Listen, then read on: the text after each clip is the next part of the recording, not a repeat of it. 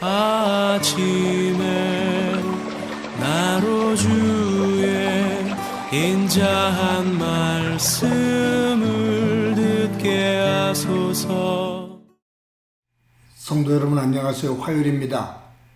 오늘도 하나님의 사랑이 여러분들의 삶의 자리에 가득하기를 간절히 소망합니다. 말씀 한 곳 봅니다. 사도행전 22장 1절부터 16절까지의 말씀을 봉독해 드립니다. 부형들아, 내가 지금 여러분 앞에서 변명하는 말을 들으라. 그들이 그가 히브리 말로 말함을 듣고 더욱 조용한지라. 이어 이르되 나는 유대인으로 길리기아 다수에서 났고 이 성에서 자라 가말리엘의 문화에서 우리 조상들의 율법에 엄한 교훈을 받았고 오늘 너희 모든 사람처럼 하나님께 대하여 열심히 있는 자라. 내가 이 돌을 박해하여 사람을 죽이기까지 하고 남녀를 결박하여 옥에 넘겼노니 이에 대제사장과 모든 장로들이 내 증인이라. 또 내가 그들에게서 다메섹 형제들에게 가는 공문을 받아가지고 거기 있는 자들도 결박하여 예루살렘으로 끌어다가 형벌받게 하려고 가더니 가는 중 다메섹에 가까이 갔을 때 오정쯤 되어 호련히 하늘로부터 큰 빛이 나를 둘러비치매 내가 땅에 엎드러져 들으니 소리 있어 이르되 사울아 사울아 내가 왜 나를 핍박하느냐 하시거늘 내가 대답하되 주님 누구시니까 하니 이르시되 나는 내가 박해하는 나사렛 예수라 하시더라. 나와 함께 있는 사람들이 빛은 보면서도 나에게 말씀하시는 이의 소리를 듣지 못하더라. 내가 이르되 주님 무엇을 하리이까? 주께서 이르시되 일어나 다메섹으로 들어가라. 내가 해야 할 모든 것을 거기서 누가 이르리라 하시거늘 나는 그 빛의 광채로 말미암아 볼 수 없게 되었으므로 나와 함께 있는 자들의 손에 끌려 다메섹에 들어간도라. 율법에 따라 경건한 사람으로 거기 사는 모든 유대인들에게 칭찬을 듣는 아나니아 하는 이가 내게 와 곁에 서서 말하되 형제 사울아 다시 보라 하거늘 즉시 그를 쳐다보았노라. 그가 또 이르되 우리 조상들의 하나님이 너를 택하여 너로 하여금 자기 뜻을 알게 하시며 그 의인을 보게 하시고 그 입에서 나오는 음성을 듣게 하셨으니 내가 그를 위하여 모든 사람 앞에서 내가 보고 들은 것의 증인이 되리라. 이제는 왜 주저하느냐? 일어나 주의 이름을 불러 세례를 받고 너의 죄를 씻으라 하더라. 아멘. 사람들은 불리한 상황이나 위기 상황에 놓이게 되면 그것으로부터 벗어나기 위해서 또 그것으로부터 방어하기 위해서 본능적으로 어떤 반응을 일으킵니다. 그것을 우리는 보호본능, 방어본능이라고 그렇게 표현을 하죠. 이렇게 자기를 보호하고 방어하는 이 본능은 여러 가지가 있습니다만 크게 세 가지로 한번 생각해 볼 수 있을 것 같아요.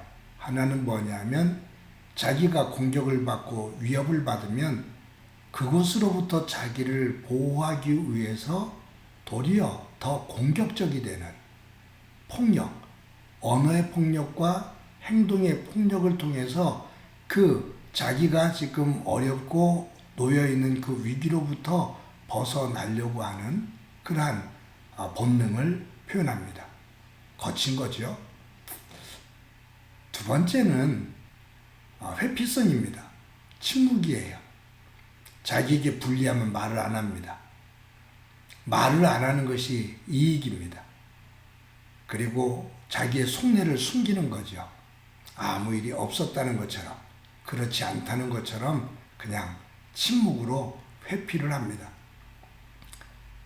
또 한 가지 본능은 뭐냐 하면 적극적으로 논리성을 가지고 폭력이 아닌 자기의 논리성을 가지고 자기를 방어하고 보호하는 거예요. 여러분 오늘 본문에 보면 바울이 예루살렘에 들어가서 지금 유대인들과 큰 충돌이 일어나죠. 유대인들이 바울을 죽이려고 달려들어서 두들겨 팹니다. 왜 유대인들이 이런 모습을 취할까요? 바울에 대한 배신감도 있어요.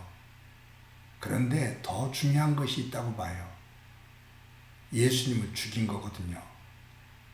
자신들은 예수님을 죽였는데 이 예수를 죽인 것을 바울이 우리가 잘못했다라고 말하는 거예요.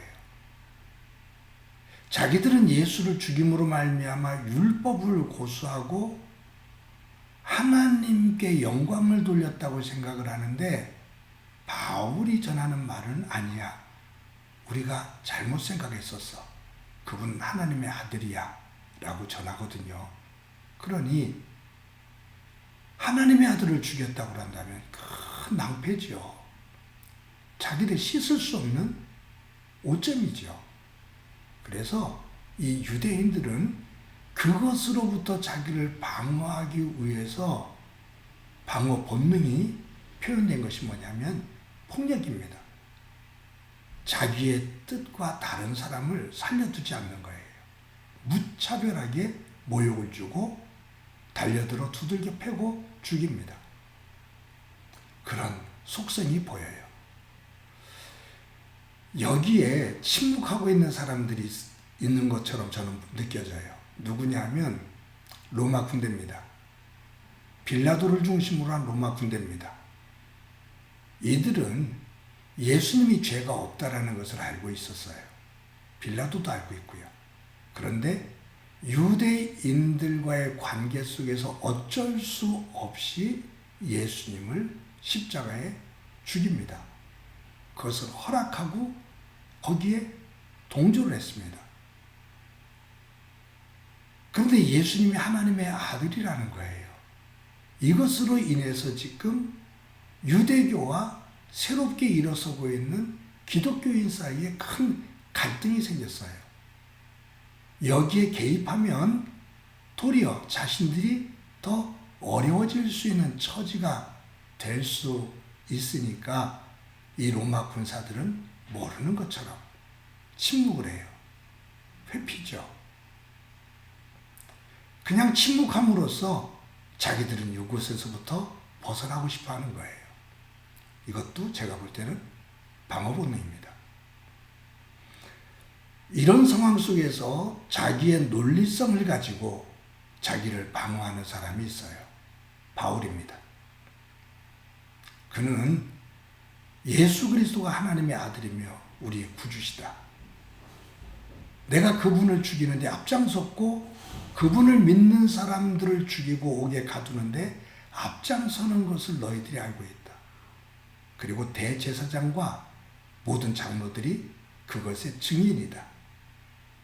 그런데 내가 그 일을 하다 부활의 그 예수님을 만났어. 그분을 만나 그분이 하나님의 아들이라는 사실을 깨닫게 됐어. 우리가 잘못한 거야. 내가 잘못한 거야. 우리 돌아서자 라고 말을 해요. 이 사도 바울이 자기의 논리를 펴고 자기를 방어하는 이 중심에는 뭐가 있냐면 사도행전 9장에 나오는 부활의 주님과의 만남입니다. 사도 바울에게 있어서 부활의 주님을 만난 사도행전 9장의 이 사건은 그 사건 이전의 바울과 그 부활의 주님을 만난 사건 이후의 바울의 모습이 전혀 180도 달라집니다. 정말로 180도 달라집니다. 부활의 주님을 만나기 이전의 바울의 모습, 부활의 주님을 만난 이후의 바울의 모습.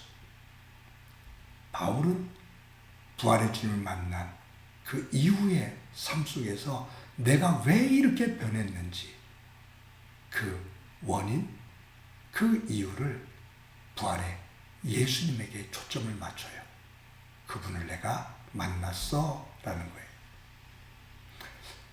여러분, 저와 여러분이 믿음의 생활을 하면서 우리에게는 내 삶의 전후를 나눌 수 있는 어떤 기점, 그것이 무엇인지요?